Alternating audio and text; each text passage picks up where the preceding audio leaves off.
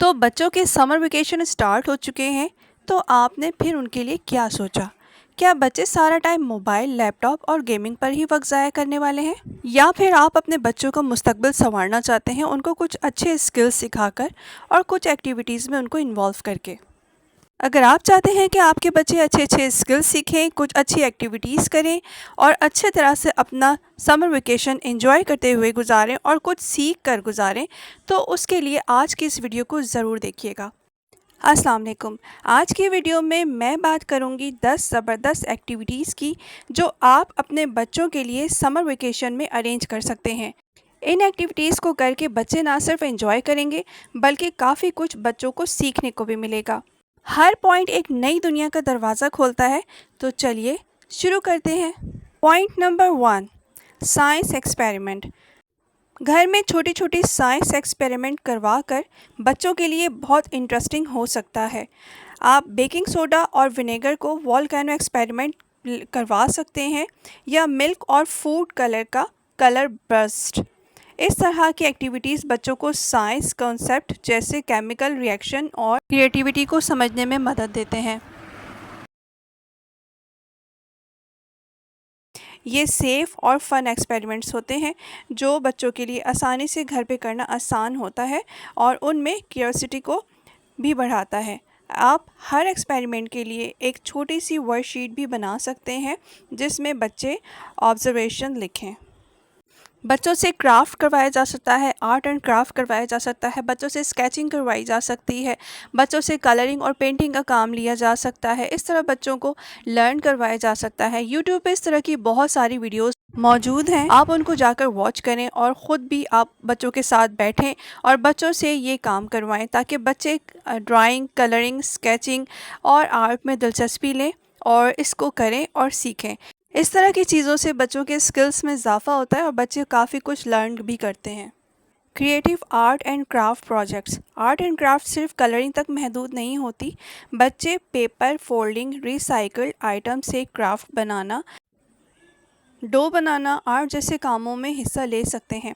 आप हर वीक एक थीम रखकर उस पर क्रिएटिव काम करवा सकते हैं, जैसे नेचर वीक में लीव्स पेंटिंग या स्पेस वीक में रॉकेट बनाना। इससे उनकी इमेजिनेशन और हैंड कोऑर्डिनेशन बढ़ती है। आप उनके क्राफ्ट को एक वॉल पर डिस्प्ले भी करें जिससे उनका कॉन्फिडेंस और क्रिएटिविटी दोनों ही बढ़े।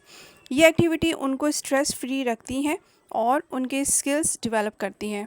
बच्चों से आउटडोर और इंडोर गेम्स खेलवाएं ताकि उनके स्किल्स डेवलप हों, बच्चे एंजॉय करें और उनकी बॉडी एक्टिविटी भी हो। बच्चों को आप पार्क भी ले जा सकते हैं जहां पर फ्री में वो झूले भी झूल सकते हैं, एंजॉय कर सकते हैं, रनिंग कर सकते हैं, वॉक कर सकते हैं, फ्रेश एयर में ब्रीथ भी कर सकते हैं। उनके साथ आप भी एंजॉय कर सकते हैं। बच्चों से घर के छोटे-छोटे कामों में लाज़मी हेल्प लिया करें। बच्चों से छोटे-छोटे काम भी आप करवाएँगे तो बच्चों को काम करने की समझ भी होगी और बच्चे कामों में अपनी दिलचस्पी का मुज़ाहरा भी करेंगे और आपका इस तरह से कामों में वो आपकी हेल्प भी करेंगे और घर के कामों में आपकी मदद भी हो जाएगी।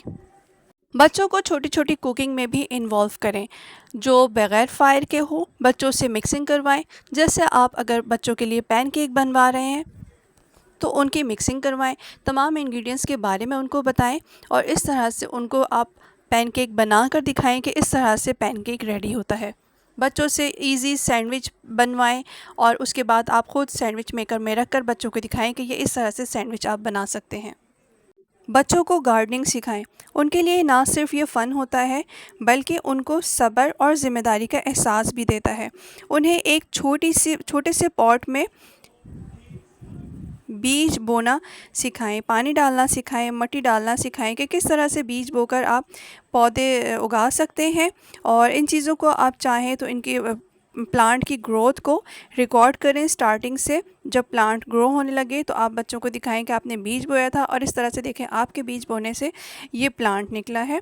आप उनकी फ़ोटोज़ खींचें और को दिखाएं। इस तरह से बच्चों में क्रिएटिविटी जो है ना, बच्चे क्रिएटिविटी के करीब जाते हैं और बच्चे नेचर के करीब भी होते हैं और नेचर और इन्वायरमेंट के करीब आते हैं। साथ ही उनके लिए उनको ये समझ भी आती है कि किस तरह से सब्जियां या फल वगैरह उगाया जा सकता है।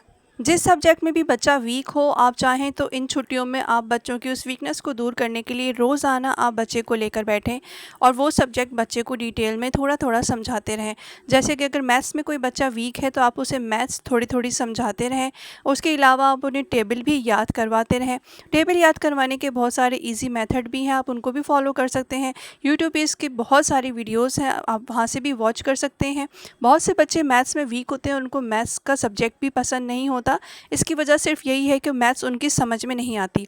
आप अगर बच्चों की इस तरह से हेल्प करेंगे तो बच्चों के लिए सब्जेक्ट्स भी ईजी हो जाएंगे और बच्चों के लिए पढ़ाई भी आसान हो जाएगी। जब भी आप कोई इजी कुकिंग करें तो अपने बच्चों को अपने साथ खड़ा रखें, उन्हें बताएं कि इसमें कौन कौन से इंग्रेडिएंट्स जाते हैं, कौन सी रेसिपी किस इंग्रेडिएंट से बनती है और किस तरह से कुकिंग होती है। तो बच्चे उसमें इंटरेस्ट लेंगे और कभी ना कभी बच्चे भी बनाना सीख जाएंगे खाना। बच्चों को साइंस एक्सपेरिमेंट करने का मौका दें। कोशिश करें कि बच्चे कोई ना कोई एक्सपेरिमेंट करें ताकि बच्चों को कुछ सीखने का मौका मिले और बच्चे कुछ सीखें, बच्चों के स्किल्स डेवलप हों इससे। बहुत सारे बच्चों को साइंस एक्सपेरिमेंट का बहुत ज़्यादा शौक़ होता है लेकिन उनके पास ऐसे मौके नहीं होते और उनको नहीं पता होता कि उन्हें क्या करना है।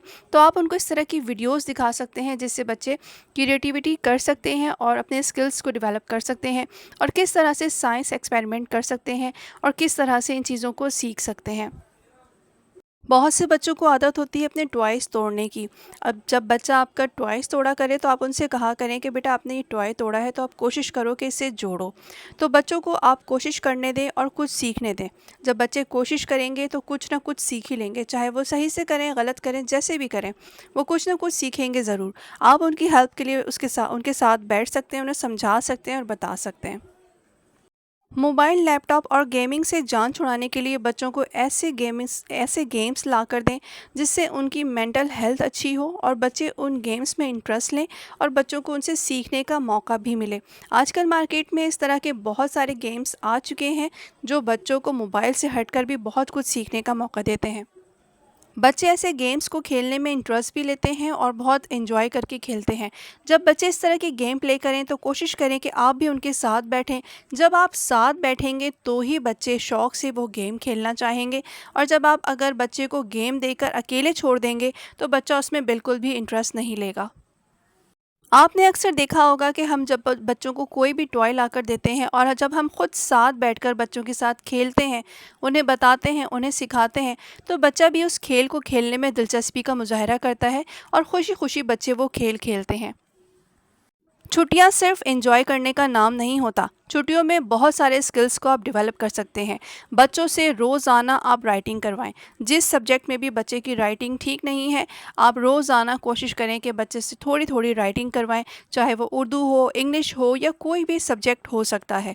तो राइटिंग स्किल्स को भी बेहतर बनाने के लिए ये छुट्टियाँ बेहतरीन मौका है, तो आप उनकी राइटिंग इस तरह से करवा सकते हैं।